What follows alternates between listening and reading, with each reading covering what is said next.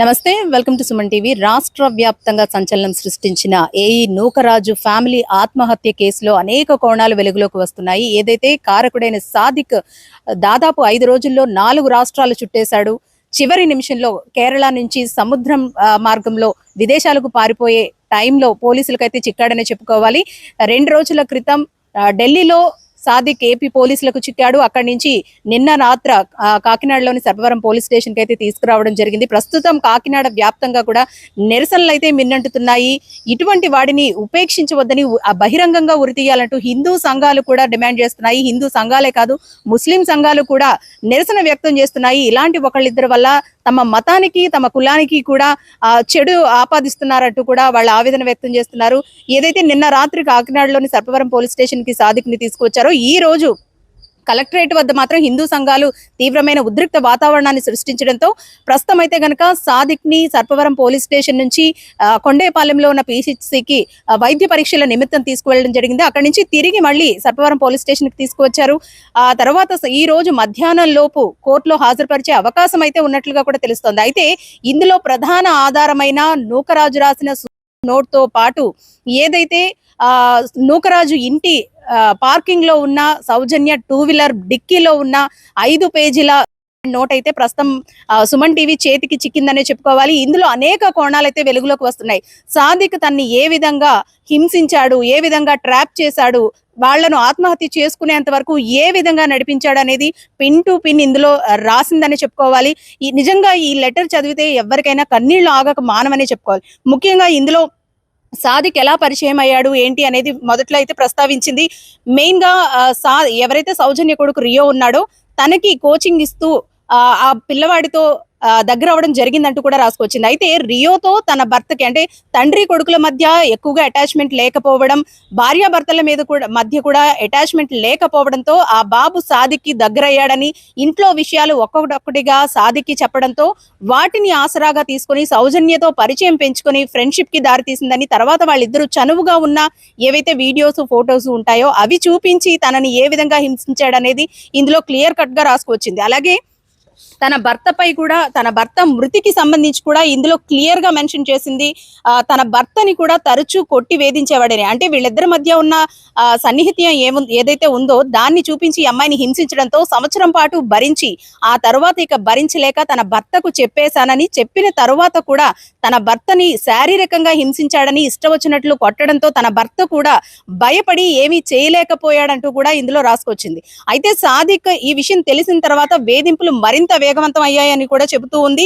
ఇందులో మనం చూసుకుంటే గనక నేను ఎన్నిసార్లు వదిలేయమని చెప్పినా సరే అన్నిసార్లు కొట్టి చంపేంత పని చేసేవాడంటూ కూడా ఇందులో రాసుకొచ్చింది. ముఖ్యంగా తన భర్త మరణానికి సంబంధించిన ఒక కీలక ఆధారాన్ని కూడా ఇందులో చూపించింది. ఏంటంటే నా భర్తకి వరల్డ్స్ మోస్ట్ డేంజరస్ గా ఉన్న 2nd ప్లేస్ లో ఉండే కెమికల్ అంట, అది ఇచ్చి చంపేశాడు, దానికి నా కొడుకు ప్రాణం అడ్డు పెట్టుకున్నాడు అంటూ కూడా రాసుకొచ్చింది. అలాగే సాదిక్ ఇచ్చిన కెమికల్ కూడా కెనడా నుంచి తెప్పించాడంటూ కూడా ఇందులో రాసింది. నేను ఎలా అయినా నా భర్తను కాపాడాలని హైదరాబాద్ తీసుకువెళ్తే అక్కడికి కూడా వచ్చేసాడు, అక్కడ మమ్మల్ని కొట్టేంత పని చేశాడు. 24/7 ఫోన్ లైన్ లోనే ఉండేవాడు. బిజినెస్ వాట్సాప్ ద్వారా నా ప్రతి ఫోన్ కాల్ ప్రతి స్టేటస్ మానిటర్ చేసేవాడు. వాళ్ళ ఇంటికి వెళ్ళి అక్కడ కూడా నా బాధను చెప్పుకున్నాను. వాళ్ళు కూడా వీడెక్కడ దొరికాడు నీకు అంటూ బాధపడ్డారు తప్ప మరేమీ చేయలేకపోయారు. వాళ్ళ చెల్లితో కూడా ఈ అంశానికి సంబంధించి నేను మాట్లాడడం జరిగింది. తను కూడా వాళ్ళ అన్నయ్యకి దూరంగా ఉండమని, నన్ను కూడా ఎప్పుడు హింసిస్తూ ఉంటాడని, నువ్వు తనకి దూరంగా ఉండమంటూ కూడా తన చెల్లి తనకి చెప్పిందంటూ కూడా ఇందులో రాసుకొచ్చింది. అలాగే నా భర్త హాస్పిటల్లో ఉన్నప్పుడు ప్లాన్ చేసుకున్నాం చనిపోదామని, కానీ చనిపోలేకపోయాం, ఎందుకంటే నా భర్త చనిపోయిన తర్వాత నేను కూడా చనిపోదాం అనుకుంటే పూర్తిగా అతను అండర్లోకే వెళ్ళిపోయామంటూ కూడా ఇందులో రాసుకొచ్చింది. ఇంటి తాళము అలాగే ఆల్టర్నేటివ్ ఫోల్డ్ ఫోన్ అయితే ఏదైతే ఉందో ఆ ఫోన్ తో పాటు నా SBI లాకర్ కీసు, మా నాన్న కష్టార్జితమైన ఒక సైట్, ఒరిజినల్ డాక్యుమెంట్స్ అన్ని అతని కంట్రోల్లోనే పెట్టుకున్నాడు. నాకు ఇంకా పోరాడే శక్తి లేదు, ఎందుకంటే తర్వాత అయినా నేను ఈ హెరాస్మెంట్ భరించలేక చనిపోవాలనుకుంటున్నాను, అదేదో ఇప్పుడే ఫ్యామిలీతో పాటు చేసుకోవడమే మంచిది అనుకుంటూ మేము నలుగురం కూడా ప్రాణాలు తీసుకోవాలనుకుంటున్నాం అంటూ కూడా ఇందులో ఇంకా చాలా విషయాలు ప్రస్తావించింది. నిజంగా ఒక ఆడపిల్ల ఎన్ని కష్టాలు అయితే పడకూడదో అవన్నీ కూడా ప్రస్ఫుటంగా ఇందులో రాయడం అయితే జరిగింది. ఇస్లాం మతానికి సంబంధించి ఇస్లాం మతంలోకి మారమన్నాడని కొన్ని బుక్స్ ఇచ్చి రోజు నోట్స్ రాయమంటూ వేధించేవాడంటూ కూడా ఇందులో క్లియర్ గా మెన్షన్ చేసింది. అంటే ఇప్పటి వరకు కూడా ఊహాజనితం అనుకున్నాము, కానీ ఇవన్నీ నిజమని ఈ లెటర్ ఆధారంగా అయితే తెలుస్తోంది. 10 days బ్యాక్ కూడా నన్ను తీవ్రంగా 3 రోజుల పాటు కొట్టి హింసించాడు. తర్వాత ఉప్పాడకి 16 కిలోమీటర్ల దూరం తీసుకువెళ్లి సముద్రంలో తోసేశాడు. మళ్ళీ వెనక్కి లాగి ఈసారి రాళ్లపై నుంచి తోసేస్తాను, మళ్ళీ నన్ను వదలమని మా ఇంటికి వెళ్ళి చెప్పావండి. అంటే సాదిక్ ఇంటికి వెళ్లి సౌజన్య తన గురించి ఫిర్యాదు చేయడంతో ఉప్పాడికి 16 కిలోమీటర్ల దూరంలో తీసుకువెళ్లి అక్కడ సముద్రంలోకి తోసేశాడు. తర్వాత మళ్ళీ వెనక్కి లాగాడు.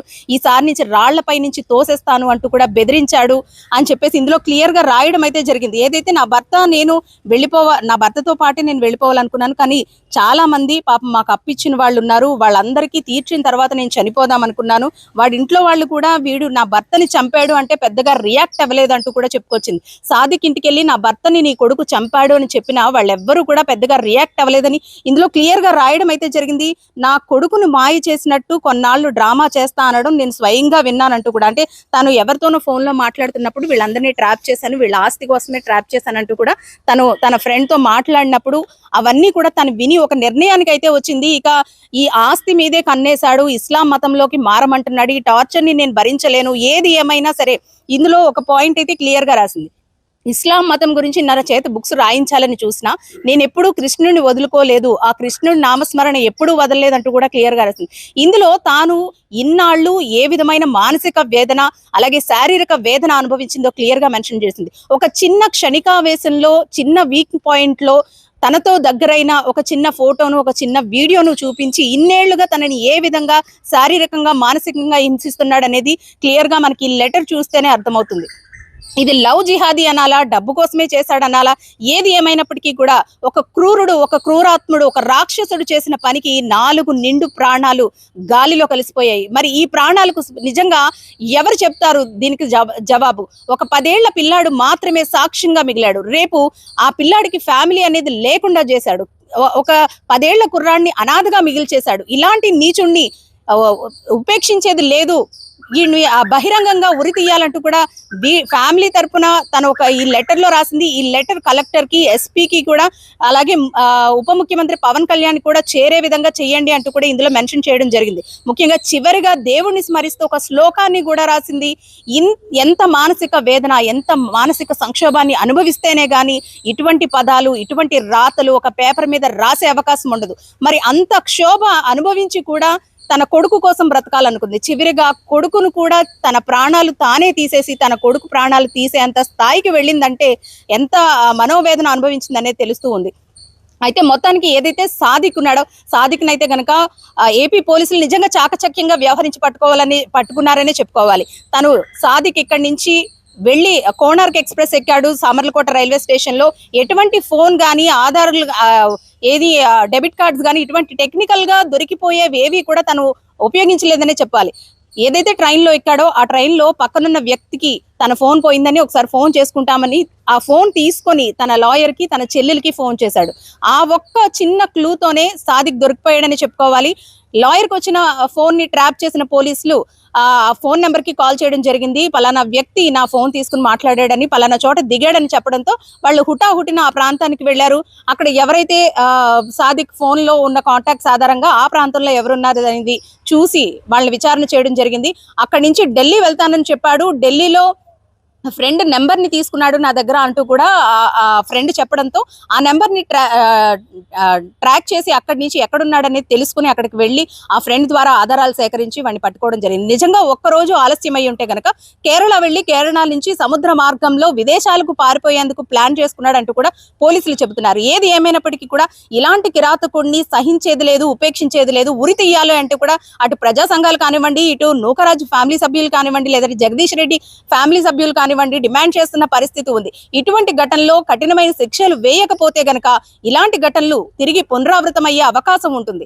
కాబట్టి కఠినంగా శిక్షించాలంటూ కూడా డిమాండ్ చేస్తున్నారు. మరి ప్రస్తుతం అయితే గనక పోలీసుల కస్టడీలో ఉన్న సాదిక్ ఈ రోజు మధ్యాహ్నం లోపు కోర్టులో హాజరుపరిచే అవకాశం ఉంది. నిజంగా పోలీసుల ఇన్వెస్టిగేషన్ లో ఎలాంటి అంశాలు బయటకు వస్తాయనేది కూడా ఆశ్చర్యకరంగా మారింది. ఎందుకంటే కొన్ని వాదనలు మనం వింటూ ఉన్నాం, కొన్ని వార్తలు మనం వింటూ ఉన్నాం. టెర్రరిస్ట్ గ్రూపులతో కూడా తనకి సంబంధాలు ఉన్నాయని, అందులోనూ సౌజన్య కూడా ఈ లెటర్ లో క్లియర్ గా మెన్షన్ చేసింది, కొంతమందికి ఆయుధాలు సప్లై చేస్తాడు, చాలా మందితో వీడికి సత్సంబంధాలు ఉన్నాయి, టెర్రరిస్ట్ గ్రూపులతో కూడా సంబంధాలు ఉన్నాయంటూ కూడా ఈ లెటర్ లో సౌజన్య రాయడం జరిగింది. మరి దీనికి సంబంధించి కూడా ఎలాంటి విచారణ చేస్తారు, విచారణలో ఇంకా ఎటువంటి విషయాలు బయటపడతాయి అనేది మాత్రం వేచి చూడాల్సిన అంశం. కెమెరా పర్సన్ శ్రీధర్ తో అనుశ్రీ, సుమన్ టీవీ, కాకినాడ.